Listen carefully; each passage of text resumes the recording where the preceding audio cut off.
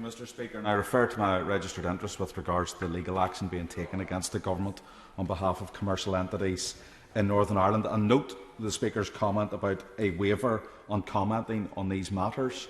Given the seriousness of what the Secretary of State has said today and the impact, I know that the legal team and the defendants in that case will, the claimants in that case will consider staying or pausing that commercial action as a result of this command paper, which I think is very significant and opens up the opportunity for us to get a resolution for commercial entities in Northern Ireland. And I hope that the Secretary of State and the Government take that in the spirit in which it is meant and understand the seriousness of that.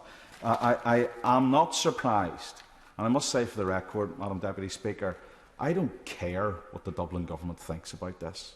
I don't care at all what they think about this.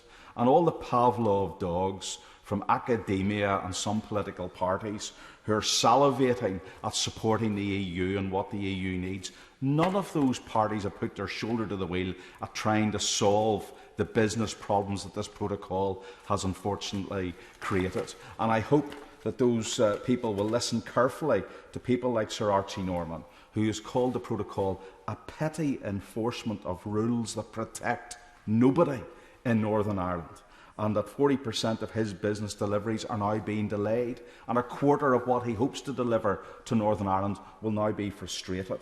I hope that the Secretary of State could put some meat on the bone, where he has mentioned in paragraph 79 of the command paper that this will move forward at pace. What exactly does that mean in terms of the timeline? We need to know within a matter of weeks that this will be finally resolved. Well, obviously, we're not looking to set arbitrary timelines. We want to let the EU respond to this. We want to negotiate with the EU. We will all see over the weeks ahead how that negotiation works through. I think it is important, and I do know his comments about the legal case. I think it is important we're able to show people and businesses in Northern Ireland that the EU and the UK, that diplomacy and democracy and talking can work to deliver positive outcomes. This is an issue that affects people in commerce across Northern Ireland and consumers as well, and it's something that affects the whole community in Northern Ireland. So it's right that we work together to find a solution on that.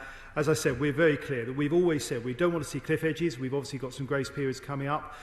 We want to make sure that's why we think it's right to have a standstill agreement as part of this, so businesses have certainty and people can see that there is a positive way to move forward to get a result by agreement. But as I say, we can't take anything off the table because we want to make sure ultimately we get the right result for people in Northern Ireland.